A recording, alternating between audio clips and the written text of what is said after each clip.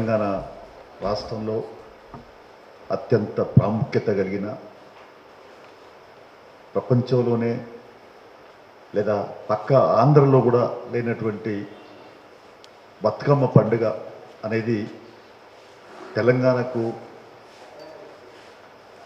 గత అనేక సంవత్సరాల నుంచి సాంప్రదాయంగా పండుగ నిర్వహిస్తున్న విషయం చెప్పనక్కర్లేదు.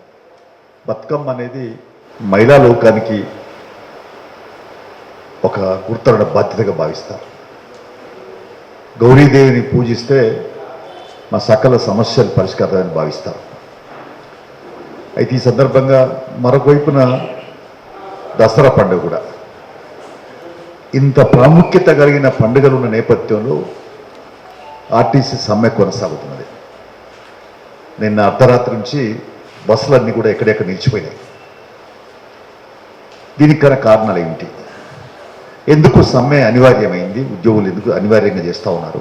ప్రభుత్వ వైఖరి ఏమిటి అనేది కూడా చర్చించాల్సిన అవసరం అభిప్రాయపడుతూ ఉన్నాను. ఆర్టీసీ అంశం అనేది ఉమ్మడి రాష్ట్రంలోనే చర్చనీయాంశంగా ఉన్నది. 2013లోనే కిరణ్ కుమార్ రెడ్డి ముఖ్యమంత్రిగా ఉన్నప్పుడే ఈ ఆర్టీసీ విలీనానికి సంబంధించిన జీవో విడుదలై ఒక కమిటీ వేశారు 2013లో. అయితే ప్రత్యేక తెలంగాణ ఉద్యమం ముమ్మరం కావడంతో ఆ జీవో అమలు కాలేదు.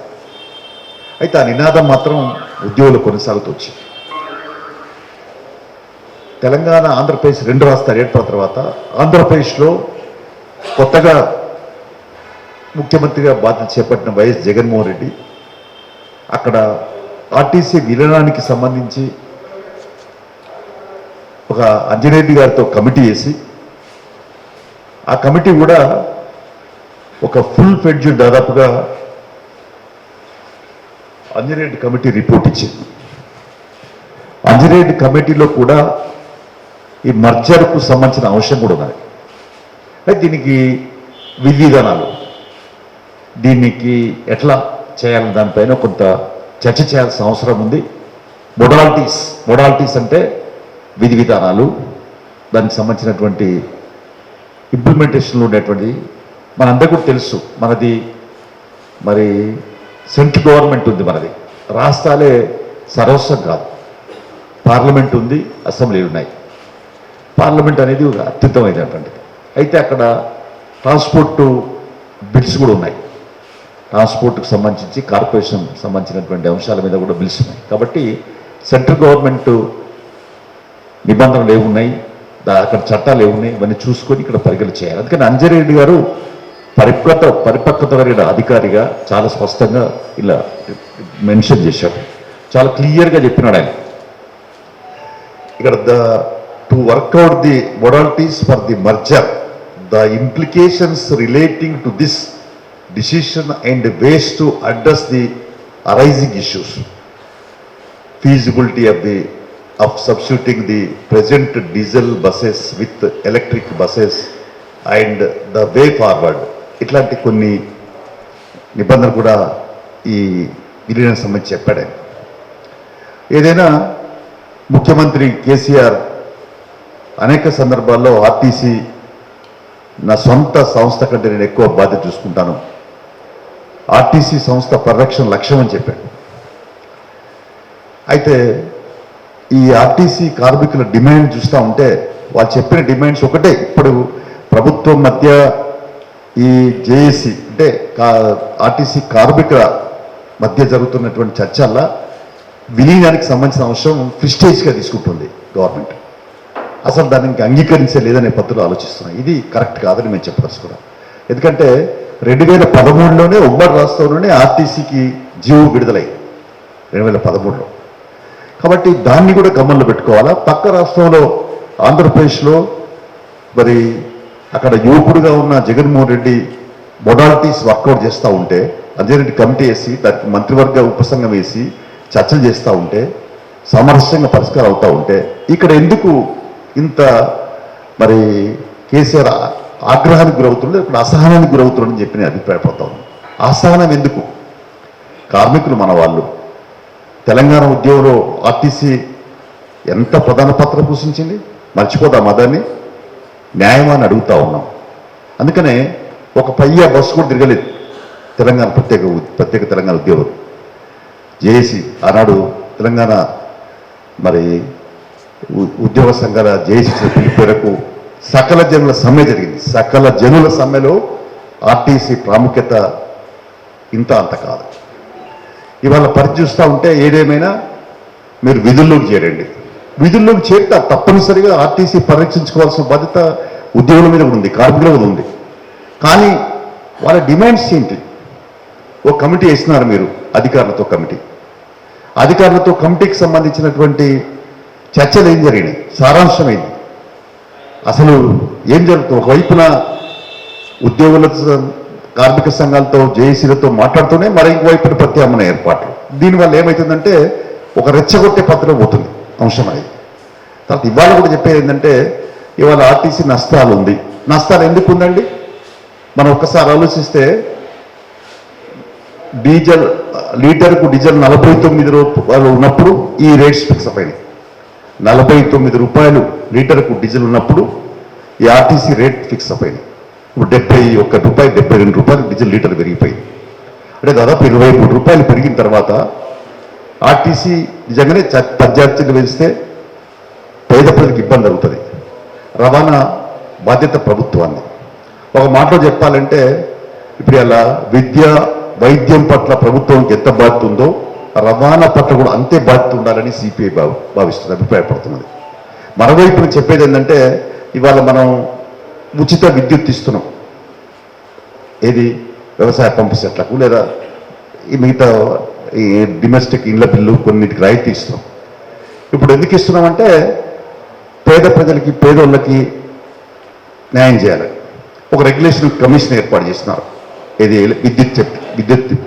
విద్యుత్ డిపార్ట్మెంట్కి. అందుకని నేను అనేది ఏంటంటే ట్రాన్స్పోర్ట్ కూడా ఒక రెగ్యులేషన్ కమిటీ లాంటిది ఏర్పాటు చేసి ఒక అథారిటీగా ఏర్పాటు చేసి ఈ లాభాలు నష్టాలు ప్రతి దీని మీద అంచనా వేయడానికి ఒక ప్రాతిపదిక ఉంటే మంచిదని చెప్పి మేము డిమాండ్ చేస్తున్నాం. ఇంకా ఒక వైపున నష్టాల కారకులు ఎవరు? ఆర్టీసీ కార్మికులు కాదు. నష్టాల కారకులు ప్రభుత్వం కూడా బాధ్యతే. నష్టాలు వస్తున్నాయంటే ప్రభుత్వం రాయితీలు ఇస్తుంది అనేక మంది జర్నలిస్టులకి లేదా ఫ్రీడమ్ ఫైటర్లకి లేదా శాసనసభ్యులకి, శాసన మండలి సభ్యులకి, స్వాతంత్ర సమరయోధులకి అందరికి ఇస్తుంది. అందులో తప్పనిసరిగా విద్యార్థులకు ఇస్తుంది. తప్పనిసరిగా ఆర్టీసీకి రాయితీ చెల్లించాల్సిన బాధ్యత ఉంది. ఇంకోవైపున డీజిల్ కూడా ఆ ధరలు డీజిల్ మీద కూడా ట్యాక్స్ తీసుకుంది గవర్నమెంట్. మరొక వైపున చూస్తే ఇవాళ ట్రాన్స్పోర్ట్ మన ఏదైతే ఉందో ఈ ట్రాన్స్పోర్ట్కి సంబంధించినటువంటి ఎండీ ట్యాక్స్ అంటే మోటార్ వెహికల్ ట్యాక్స్ కూడా ఏమాత్రం తక్కువ లేవు. మేము అసెంబ్లీలో గతంలో కూడా వైఎస్ రాజశేఖర్ ఉన్నప్పుడు కొట్లాడినాం, కొంత తగ్గించినారు అప్పుడు. కానీ ఇప్పుడు ఈ గవర్నమెంట్ దానిపైన ఏం దృష్టి పెట్టింది? ఆదాయం తీసుకుంటుంది ఆర్టీసీ నుంచి. 1000 కోట్ల దాదాపు సంవత్సరానికి ఆదాయం తీసుకుంటుంది. కానీ రాయితీలు ఏమిస్తుంది? ఇలాంటి అంశాలు కూడా చర్చ జరగాల్సిన అవసరం అని. ఏదేమైనా నేను ఈ సందర్భంగా చెప్పేందంటే ఇవాళ ప్రభుత్వం మరి కార్మికుల మీద ఒక కక్ష ధోరణితో ఉండడం మంచిది కాదు. ఇప్పటికీ 729 మందిని వివిధ డిపోలలో అరెస్ట్ చేసినట్టు సమాచారం ఉంది. ఇంకోవైపున ఒక టెంపరీ డ్రైవర్ నడిస్తే ఆమె యాక్సిడెంట్ గురయ్యింది, మొత్తం హెడ్. తర్వాత ఒక చిన్న పిల్లవాడు చనిపోయినాడు. కాబట్టి ఇవాళ టెంపరీ డ్రైవర్లకు పర్మనెంట్ డ్రైవర్లకు తేడా లేదా?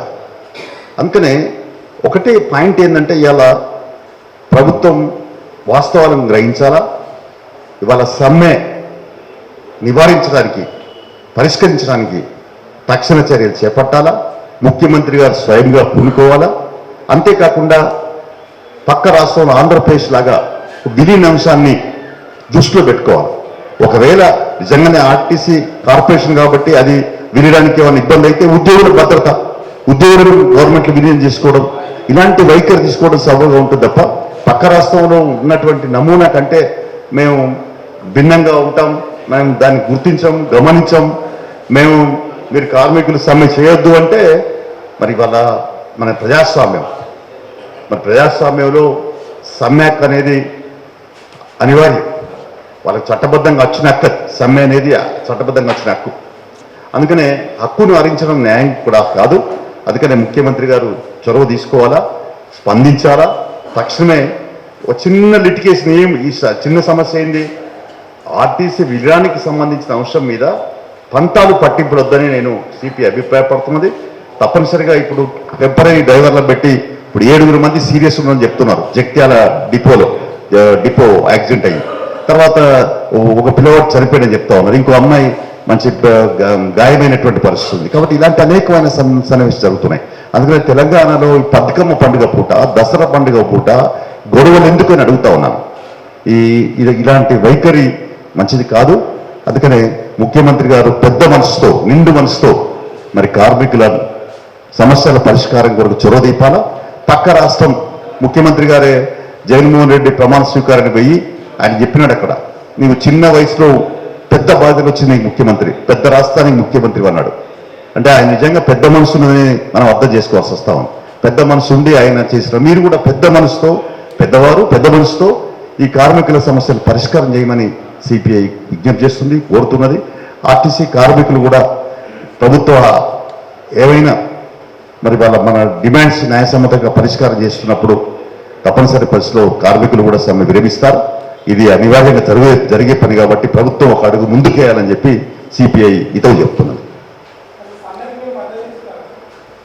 మేము మా రాష్ట్ర కార్యవర్గంలోనే తీర్మానం చేస్తాం. ముఖ్యమంత్రి గారు తక్షణమే, అంటే ప్రభుత్వం స్పందించి సమ్మె చర్చించి నివారణ చర్యలు చేపట్టాలని. ప్రభుత్వం చర్యలు చేపట్టకపోతే ఇప్పటికే మా పార్టీ మరి శ్రేణులు కూడా సహకరిస్తూనే ఉన్నారు.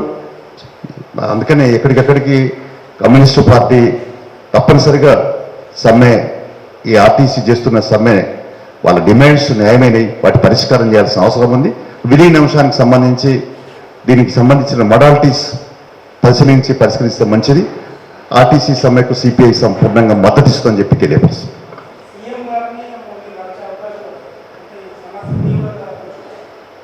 తప్పనిసరి ఆయన మేము అపాయింట్మెంట్ ఇమని అడుగుతాము. ఆయన అపాయింట్మెంట్ ఇస్తే తప్పనిసరి కలిసి ఈ ఆర్టీసీ సమ్మె పరిష్కారంలో మా వంతు పాత్ర పోషిస్తాం. మరి కార్మికులకు లేదా ప్రభుత్వం మధ్య ఉన్నటువంటి ఏమైనా ఉంటే, పొరపక్షాలు ఉంటే వాటిని పరిష్కరించడానికి కూడా ప్రయత్నం చేద్దాం. అయితే ముఖ్యమంత్రి గారు మరి సానుకూలంగా ఉంటే, ఒకవేళ మాకు అపాయింట్మెంట్ ఇస్తే తప్పనిసరి కలుస్తాం. హుజూర్ నగర్లో పార్టీ శ్రేణులు, ఆ సభ్యుల సానుభూతి పట్ల జనరల్ బాడీ సమావేశం జరిగింది. దానికి హాజరయ్యి అక్కడ మా శ్రేణులందరూ కూడా చెప్పాం, మేము మద్దతు ప్రకటిస్తున్నాం. అయితే వాళ్ళు మళ్ళీ ప్రచారంలో రమ్మని కోరినప్పుడు తప్పనిసరిగా మద్దతు ఇస్తున్నప్పుడు ఆటోమేటిక్గా అన్ని కార్యక్రమాలు పాల్గొనాల్సి వస్తుంది. వాళ్ళు కోరితే తప్పనిసరిగా ప్రచారంలో పాల్గొంటాం.